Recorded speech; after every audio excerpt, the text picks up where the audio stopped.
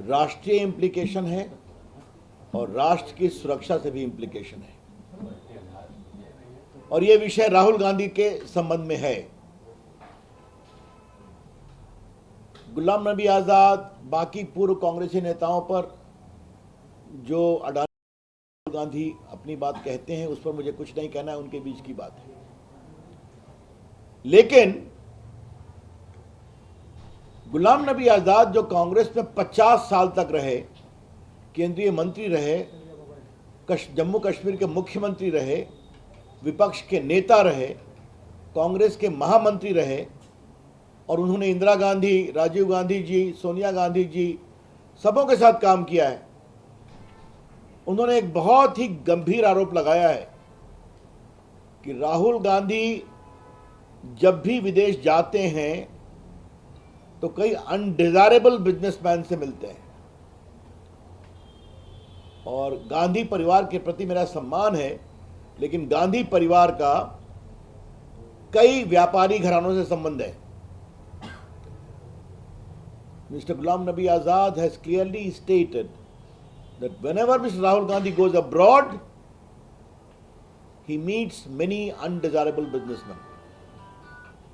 And the Gandhi family has close association with many business houses. थोड़ा मैं आपको सुनाना चाहता हूं। I saw a tweet from Mr. Rahul Gandhi mentioning your name and associating with Adani and all. How do you feel after seeing that tweet? It is shame. Rahul Gandhi saying, I have never any association with any businessman, whereas their entire family had all along the association with businessmen, including him. I still want, because I have a great respect. I have a great respect for the family. I don't want to speak anything. Otherwise, I can give 10 examples where he would go and meet, even outside the country, to meet even people who are undesirable businessmen. तो मैंने कोई अपनी बात नहीं कही। अभी गुलाम नबी आजाद ने जो टिप्पणी की वो आपको सुना दिया। इससे एक बड़ा सवाल उठता है कि राहुल गांधी हर 4-5 महीने के बाद विदेश जाते हैं। किससे मिलते हैं राहुल गांधी जी? क्योंकि बाकी तो जाते हैं तो क्या क्या बोलते हैं कि भारत के लोकतंत्र पर ही सवाल करते हैं, वो चर्चा हम लोग कर चुके हैं। लेकिन राहुल गांधी किससे मिलते हैं? ये अनडिजायरेबल बिजनेसमैन कौन है? ये देश जरूर जानना चाहेगा। और हम चाहेंगे कि ये बात सच्चाई देश के सामने आनी चाहिए कि राहुल गांधी जी जब भी विदेश जाते हैं तो किस तरह के अनडिजायरेबल एलिमेंट से, बिजनेसमैन से, अवांछनीय बिजनेसमैन से वो मिलते हैं, और उनके मिलने का एजेंडा क्या होता है। और दूसरा सवाल ये उठता है कि जब भी राहुल गांधी विदेश से भारत लौटते हैं तो उनका और हमला तेज हो जाता है। जरा शांत रहिए। तेज हो जाता है भारत के ऊपर, प्रधानमंत्री के ऊपर, भारत की प्रगति के ऊपर। आज तक राहुल गांधी जी ने पिछले 9 साल में भारत की विकास यात्रा में एक भी अच्छे शब्द नहीं कहे। चलिए उनका विषय है। लेकिन आज भारत दुनिया की 5वीं इकॉनमी बन चुका है, इंग्लैंड से आगे निकल चुका है। भारत का आईटी सेक्टर, भारत का डिजिटल सेक्टर, भारत का स्टार्टअप सेक्टर। याद करिए कि जब कोरोना काल में मेड इन इंडिया वैक्सीन ने दुनिया में अपना परचम लहराया तो उसका भी विरोध कर रहे थे कि कौन सी वैक्सीन है। तो क्या Rahul Gandhi anti India businessman के इशारे पर भारत को कमजोर करने की कोशिश कर रहे हैं और मोदी जी के खिलाफ अभियान कर रहे हैं? मैं फिर कहूंगा, ये अनडिजायरेबल बिजनेसमैन विदेश में कौन है? और जब भी राहुल गांधी उनसे मिलकर आते हैं तो भारत के खिलाफ, मोदी जी के खिलाफ, भारत की विकास यात्रा के खिलाफ उनकी जबान और तल्ख हो जाती है। he becomes more aggressive. तो कहीं ना कहीं भारत की अंतर्राष्ट्रीय छवि को कमजोर करने के मामले में जो इस तरह के अनडिजायरेबल बिजनेसमैन विदेश में काम कर रहे हैं, राहुल गांधी उनके साथ तो काम नहीं कर रहे हैं। इसीलिए कोई भी बात करें, स्टार्टअप तो मजाक करेंगे, भारत का मेड इन इंडिया वैक्सीन जो दुनिया में 80 देशों में गया उसका मजाक बनाएंगे, लॉकडाउन का मजाक बनाएंगे, भारत की आर्थिक प्रगति का मजाक बनाएंगे और बाकी बात कहते हैं। तो भाजपा का स्पष्ट आरोप है कि श्री गुलाम नबी आजाद ने जो 10 कम से कम अनडिजायरेबल बिजनेसमैन की बात कही है जिससे राहुल गांधी बाहर मिलते हैं। राहुल गांधी बताएं ये बिजनेसमैन कौन है, ये देश के सामने आना चाहिए। दूसरी बात कि राहुल गांधी का एजेंडा है क्या, वो चाहते क्या है। राहुल गांधी ने आज तक बोफोर्स के खिलाफ कुछ कहा?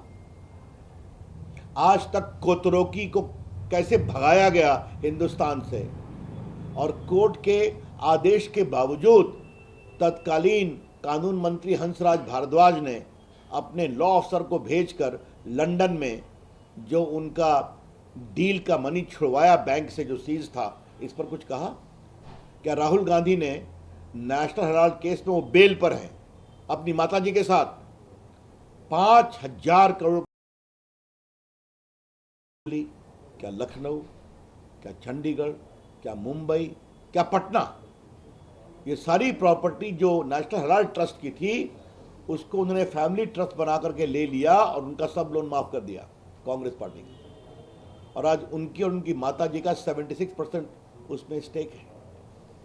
उस पर क्रिमिनल केस चल रहा है, बेल नहीं मिला उनको। इस पर उनको क्या कहना है? ये जो पूरा ऑगस्टा वेस्टलैंड का मामला है जिसको लेकर उनके परिवार की कुछ चर्चा भी हुई है, इस पर क्या करना है? बाकी मैं 2G और कोयला घोटाला और कॉमनवेल्थ और आदर्श कॉपरेटिव की चर्चा तो कर चुके हैं, लेकिन ये जो पूरी बातें सामने आ रही हैं, राहुल गांधी इस पर कुछ नहीं बोलते। और ऐसे कांग्रेस पार्टी के नेता, मैं फिर रिपीट करूंगा, जो 50 साल से अधिक कांग्रेस में समर्पित रूप से काम किए, क्या इंदिरा जी के साथ, क्या राजीव गांधी के साथ, क्या नरसिंहा राव के साथ, क्या सोनिया गांधी के साथ, मुख्यमंत्री, कैबिनेट मिनिस्टर, महामंत्री, कई प्रदेशों के प्रभारी, मतलब कांग्रेस की अंदरूनी बातों को जानने वाले, आज उन्होंने कहा मैं जानता हूं कि ये विदेश जाते हैं तो अनडिजायरेबल बिजनेसमैन से मिलते हैं। ये बहुत ही गंभीर विषय है।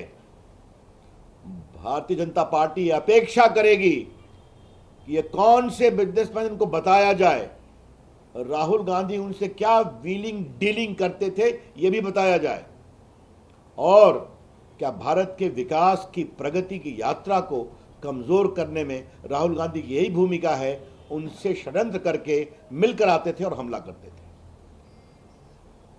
एक अंतिम बात कहनी है कि अडानी रोज प्रकरण जपते हैं वो। मैं फिर रिपीट करूंगा, अडानी को विदेश में पहली खान कब मिली? जब मनमोहन सिंह की सरकार 2009 में, 2011 में बड़ी खान मिली उनको न्यूजीलैंड में, ऑस्ट्रेलिया में। तो क्या मनमोहन सिंह जाते थे क्या? आज राहुल गांधी जवाब दें, 65,000 करोड़ रुपए का पूंजी निवेश अडानी आपकी सरकार राजस्थान में कर रहे हैं कि नहीं, जहां अशोक गहलोत जी मुख्यमंत्री हैं? अडानी का पोर्ट बन रहा है कि नहीं केरला में, जिसको कांग्रेस पार्टी ने ओके किया और आज सीपीएम सीपीआई की सरकार उसको एग्जीक्यूट करवा रही है।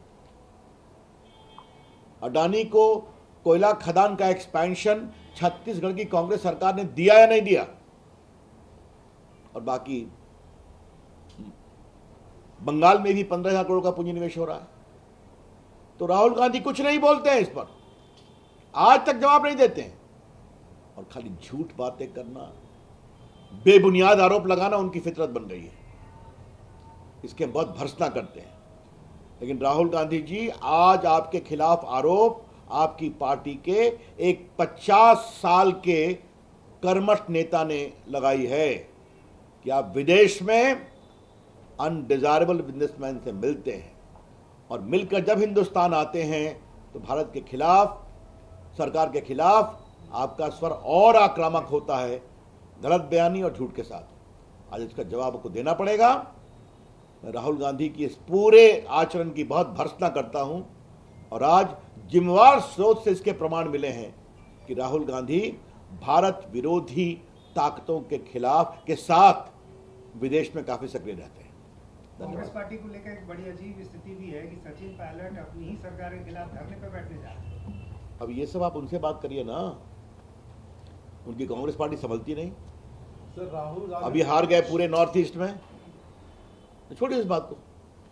सर राहुल गांधी पे इतने गंभीर आरोप है, फिर हमारी सरकार उन पर इतनी लिबरल क्यों है, कठोर कार्रवाई क्यों नहीं की जा रही है? हम किसी को ना फंसाते हैं ना किसी को बचाते हैं। ये जो पूरा नेशनल हेराल्ड का मामला चल रहा है, कोर्ट के द्वारा चल रहा है, बेल पर है।